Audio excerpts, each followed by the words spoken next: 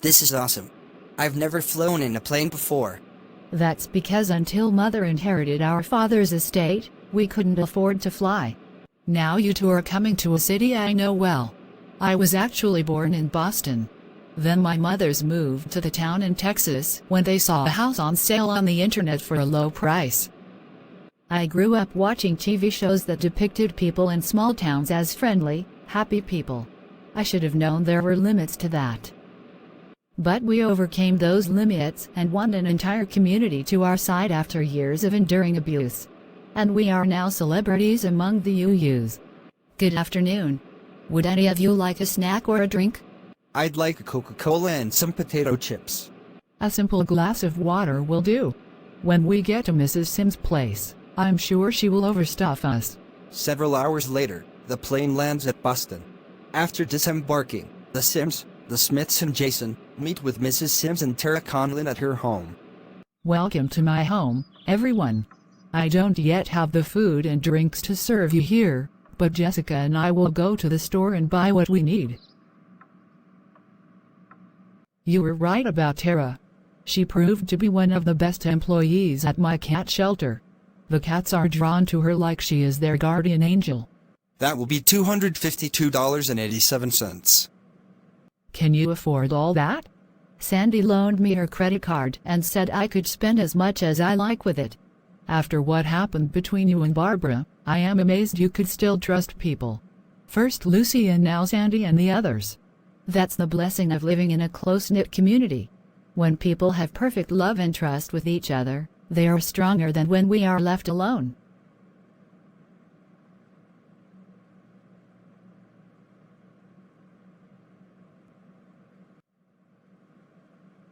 Barbara, what are you doing here?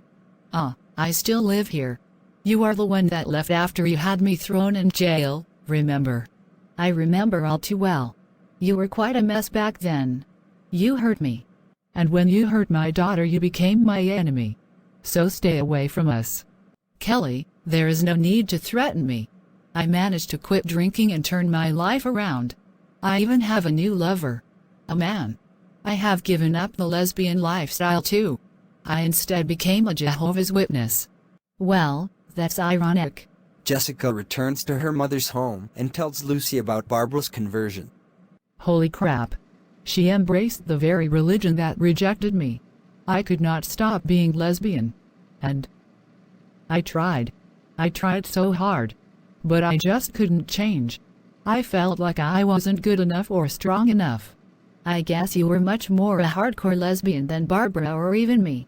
I was bi-curious for a few months, but that phase ended badly. Then my time with Barbara also was terrible. You, Lucy, were the first lover I ever had that treated me right. I know you say I saved you, but you also brought joy and love to my life that I desperately needed. As I see it, Barbara merely traded one addiction, to alcohol, for another, to a cult. She is trying to force herself to live the JW lifestyle, but it is likely she is setting herself up for failure. Maybe I could talk to her and try to convince her to leave the cult. And risk her relapsing into excessive drinking? I don't think it's worth it. We can't save her. I already tried that when she and I were together, so let's just let her go. Meanwhile, Debbie and Carrie take a walk in the neighborhood. So how do you like Boston so far? It's nice, but I'm not sure I'd spend my life here. I'm used to the small town life. Look, up ahead. People of Boston, the end is coming. Embrace the glory of Jehovah and join his holy kingdom before it is too late. Jesus will save you if you just accept him. So, you are a Christian, lady? Not just a Christian, but a Jehovah's Witness. Yikes. That's what Mother Lucy once was. She is a lesbian who was tossed out of her cult because of that. Obviously, she did not have enough faith. I was also a lesbian, but I was able to change after I joined with the Watchtower. I also gave up alcohol. Your Mother Lucy is a tragic example of how worldly temptations can ruin lives. You dare insult one of the most beautiful people I have ever known? You know nothing about her as a person. Damn you. Oh, this is really bad. You dare insult my fiancée merely for expressing her faith? She can believe whatever she wants, but I draw the line at insulting people. You may think that's bad, but hitting someone in public is even worse. Debbie, tell my mothers what happened so I may be bailed out. I'm on my way. Carrie, I'm bailing you out, and I've also spoken to Adia about you. He says if you plead guilty to assault and battery, he will only charge you a fine. I will pay for that too. That's no problem. I am proud of what I did. That bitch insulted my mother Lucy.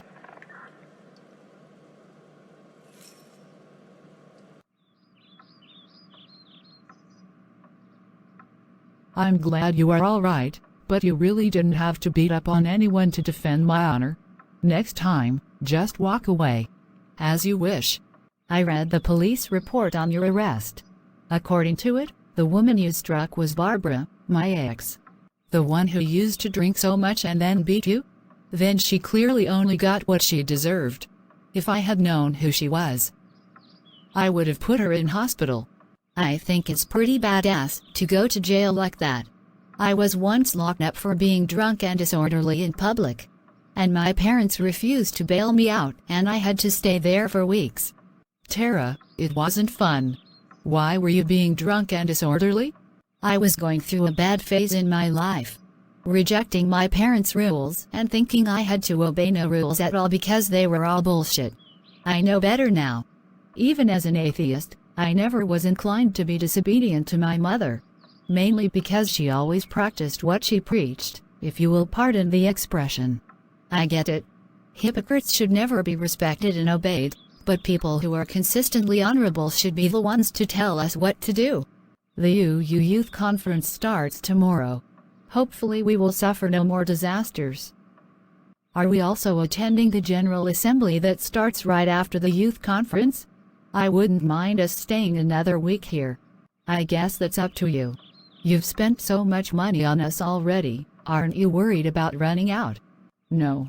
I spent most of my life being without a lot of money, so I don't mind spending most of the savings I have for people I care about.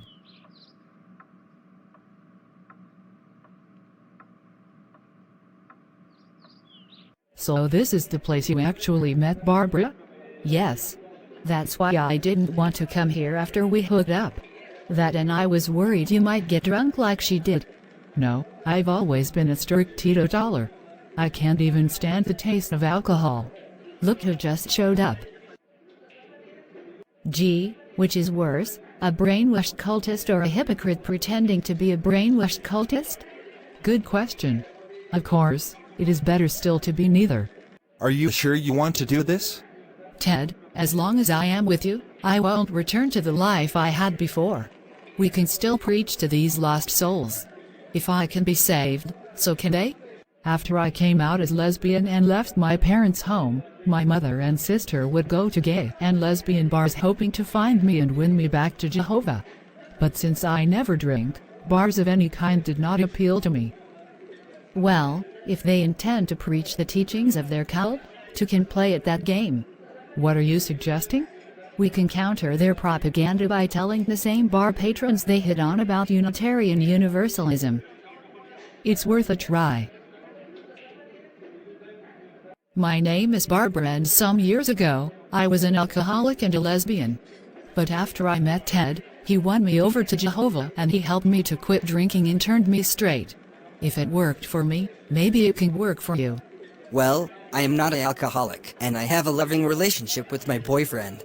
I think I'm fine. Of course you are fine.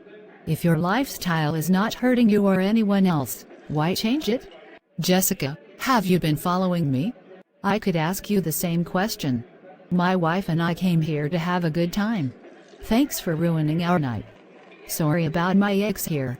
She is a Jehovah's Witness. I, on the other hand, converted to Unitarian Universalism. Unlike my ex's cult, we UUs do not condemn people for drinking alcohol and accept LGBT people. Oh, I know all about UIsm. My brother is a member of one of the UU churches in this city, and I have a ton of respect for that religion. I have no use for it myself, but I guess you could still call me a friend of the faith. Are you here to attend the General Assembly being held here? Yes. That, plus I have family here too. Wow, Jessica's plan actually worked. The UU Youth Conference is about to start and the teenage UUs from the Texas town are there to attend it. But for Debbie, there is a problem. Debbie, what's wrong? You look like you're about to cry. Don't you know what today is? Father's Day. And it will be the first Father's Day since my own father died last year. Oh, that's right. I'm sorry. Like I said before, at least you knew your father. I never have known mine.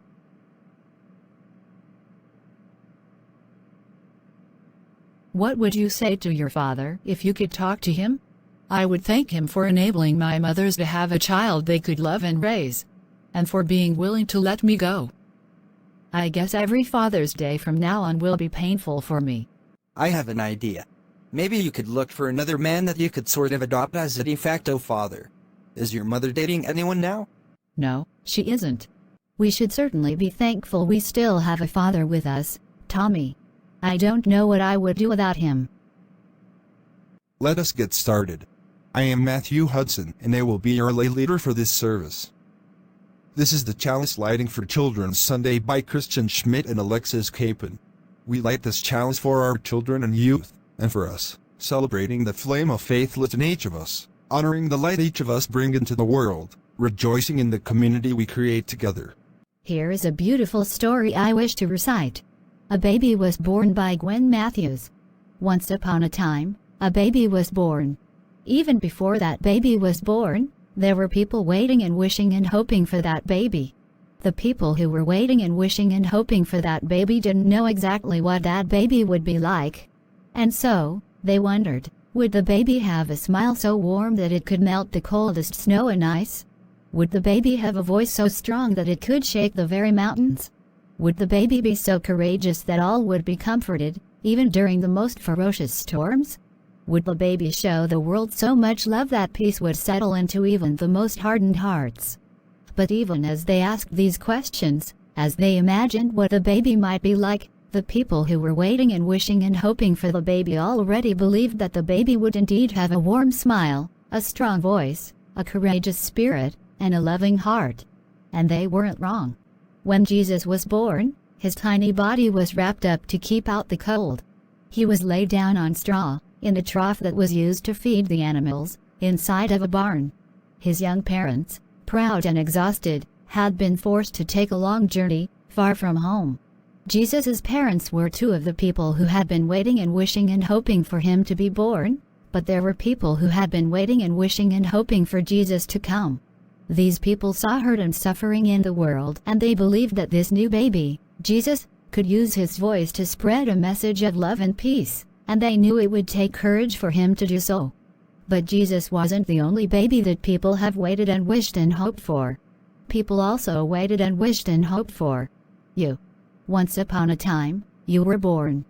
But even before you were born, there were people waiting and wishing and hoping for you. But those people who were wishing and waiting and hoping for you didn't know exactly what you would be like. And so, they wondered, would you be kind? Would be brave? Would you show love? Would you spread peace and joy? But even as they asked these questions, as the people who were waiting and wishing and hoping for you imagined what you might be like, what kind of person you might grow up to be, they already believed that you would be kind and brave and loving, and that you would spread peace and joy in our world. They knew that you could help ease the suffering and hurt in the world, and that you would speak out against violence and oppression. And they weren't wrong. What is multiculturalism? Multiculturalism means nurturing a religious community where people of all races, ethnicities, and cultures see their cultural identities reflected and affirmed in every aspect of congregational life, worship, fellowship, leadership, governance, religious education, social justice, etc. Multiculturalism means that we create religious homes where encounters between people of different cultural identities intersect with Unitarian Universalism to create a fully inclusive community where, in the words of a vision statement adopted by the Unitarian Universalist Association's Leadership Council, All people are welcomed as blessings, and the human family lives whole and reconciled. Multiculturalism means that one cultural identity does not dominate all other identities. That people are able to participate in their faith community without denying or hiding their cultural identities. That the role of cultural identity is part of pastoral and prophetic ministry. And that leaders have the competency to understand how their multiple identities and socialization influence their values, attitudes, beliefs, behaviors, and interactions with others. Multiculturalism means we welcome each other into shared community just as we are. We welcome the many ways that people define, express, and experience the holy and respect what is considered sacred in our diverse cultures. We understand public witness and all social justice work as ministry in partnership with communities to make the world more compassionate, equitable, and just, a place that is safe, nurturing, supportive, and fair for all people. We support communities and individuals in their search for truth and meaning, and a sense of aliveness, in their quest to make a positive difference in the world. We offer mutual aid and comfort through life's challenges in ways that meet everyone's cultural, as well as personal, needs. We recognize that there are many cultural languages, words, symbols, acts that manifest in worship, fellowship, pastoral care, etc. Given these meanings for multiculturalism, several questions emerge in our examination of the kind of ministry the multicultural world requires, particularly in developing strategies for preparing religious professionals to cross borders of race, class, culture, and generational differences. What does a vital, healthy Unitarian Universalist congregation look like through the lens of multiculturalism and full inclusion? What does it feel like? How do we equip congregational leadership to foster multicultural growth in a multicultural age? What knowledge, skills, and new behaviors do leaders need to embrace in order to move into this age? What is the role of the UUA and UU partners in building congregational capacity to grow vital, healthy multicultural congregations that are fully inclusive of all people who yearn for a liberal religious home? Just as love knows no borders, our dedication to justice reaches across boundaries and walls. We show up on the side of love with all families, regardless of citizenship status, and strive to create welcoming communities and congregations. We organize and advocate for immigration reform, for an end to detentions and deportations, and for a world where hands are extended in peace and care across borders, and no one feels forced to leave home or risk death in pursuit of a decent life for their family. We affirm immigration as a moral issue and have long spoken out in support of immigrant justice. The power of presence, your struggle is ours. In keeping with our deepest values of radical interconnection and the inherent worth and dignity of all people, Unitarian Universalists have a long history of providing and supporting humanitarian aid even when that puts UUs in conflict with law enforcement. Whether humanitarian aid looks like providing sanctuary and life-saving supplies to migrants crossing the militarized border or to protesters fleeing state violence during uprisings, more and more UU communities are taking risks and embodying our values by flanking communities of color and indigenous and native communities when facing systemic racism and defending the right to demonstrate and resist oppression. Our Universalist principles firmly support the understanding that humanitarian aid is never criminal. As UA President Reverend Susan Frederick Gray wrote in 2018, "It is an act of conscience, the practice of deeply held religious beliefs."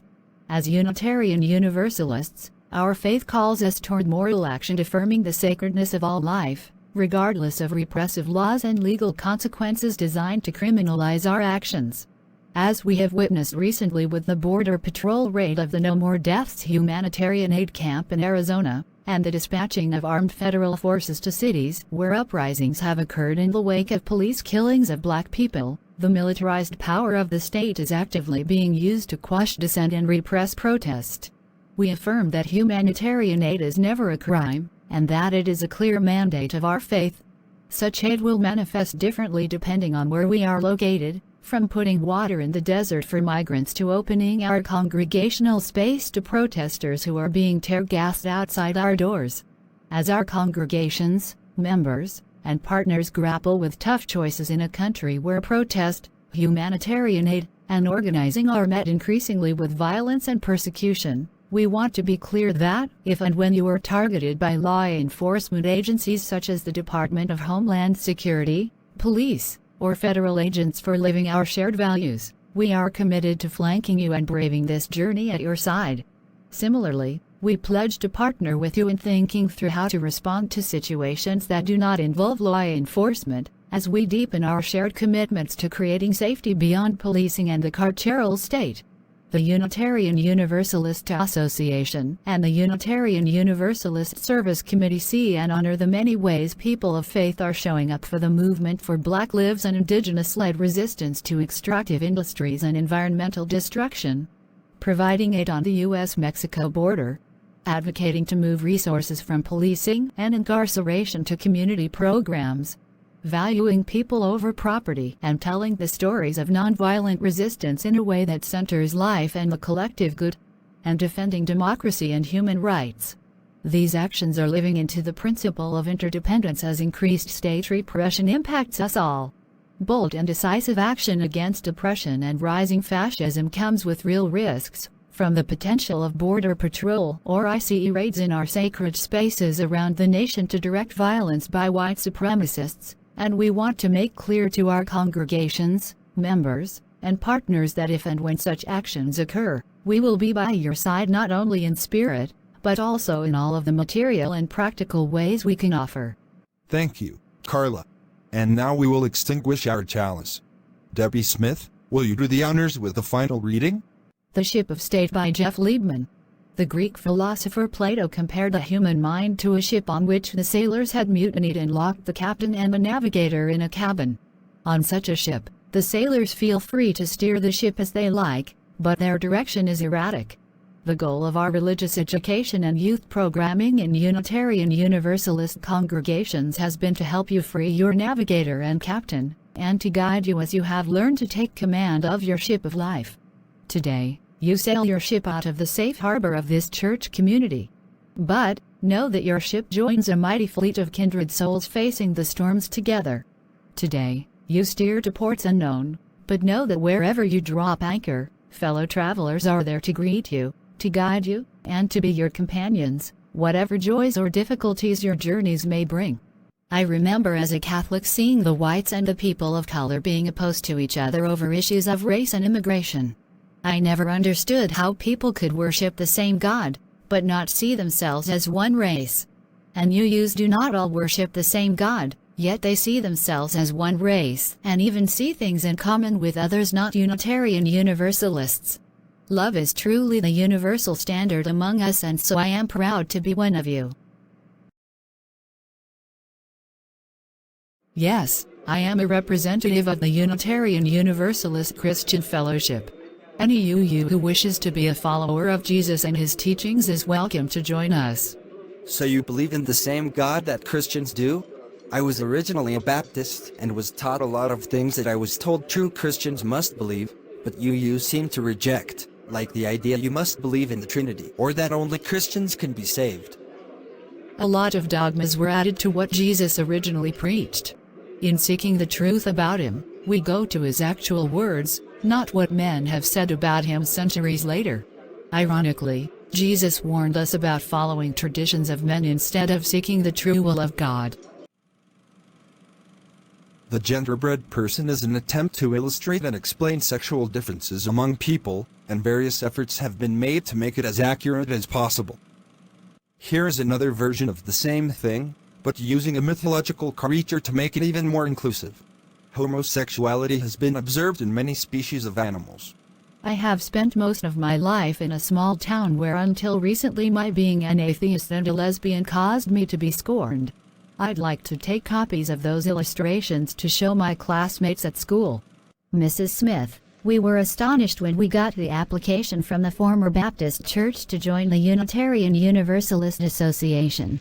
How did you convince the Baptists to join us? I guess it can be explained by this proverb: the world is more convinced by your example than your opinion. We didn't merely tell those people they were wrong, we were able to show them we were right. They saw we were loving and honorable people, unlike their bigoted and treacherous minister. Interesting.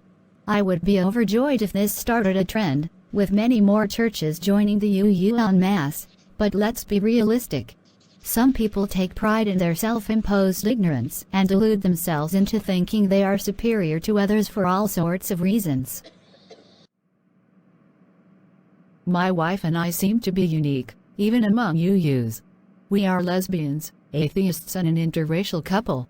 Neither of us was raised UUs, but we have found the UU is the only religious group that accepts us completely as we are. And being a part of such a religious organization has enabled us to link up with all sorts of other people to stand as one against bigotry of all types. I am proud and overjoyed to be among you now. As the General Assembly of the Unitarian Universalist Association winds down, Barbara and Ted continue trying to win people to Jehovah. That's 14 houses we have visited so far today. Don't you ever get tired of being rejected by people? Honey, think of the praise we get from our fellow witnesses and ultimately from Jehovah himself for doing this work. And it doesn't matter how low our success rate is. If we win one soul to serve Jehovah, then our efforts are not in vain. If your lifestyle is not hurting you or anyone else, why change it? Ted, do we really need to preach to everyone? I was just thinking of my ex, Jessica. She never became a witness and she is still a lesbian, and yet she seems perfectly happy. What if we are just wasting our time? Barbara, Jehovah commands us to preach to everyone, and we are taught the gospel is for everyone.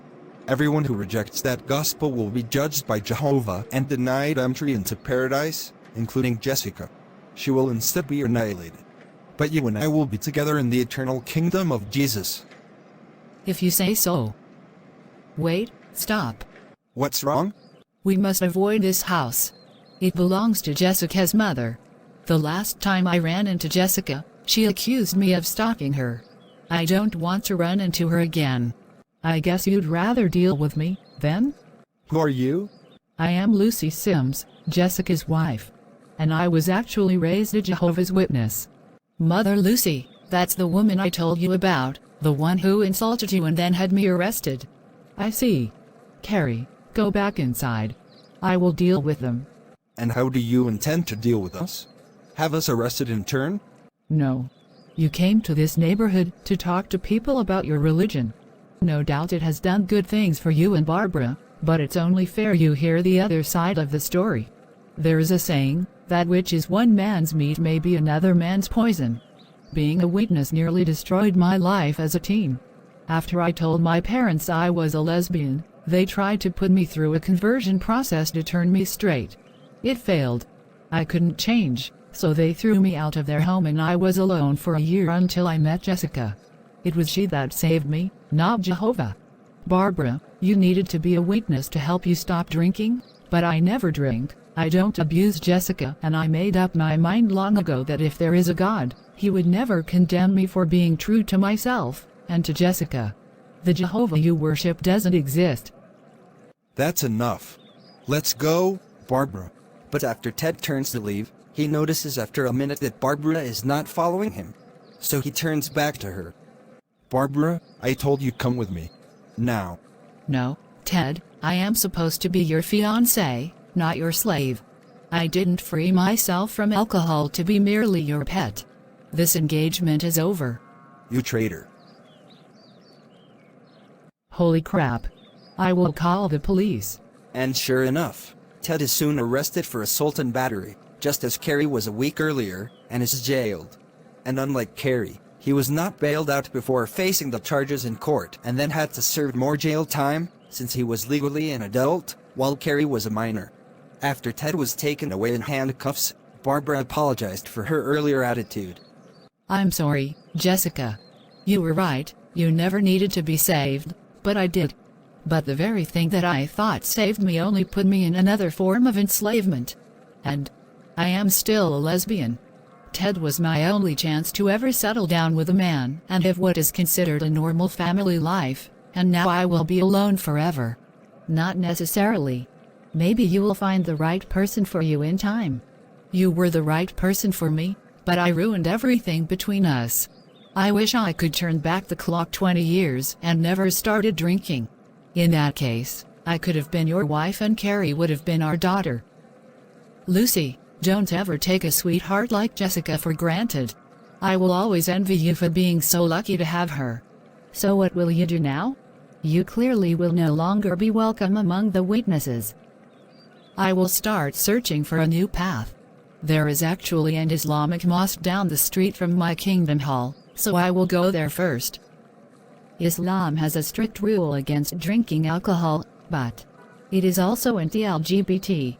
Why not become a UU like me?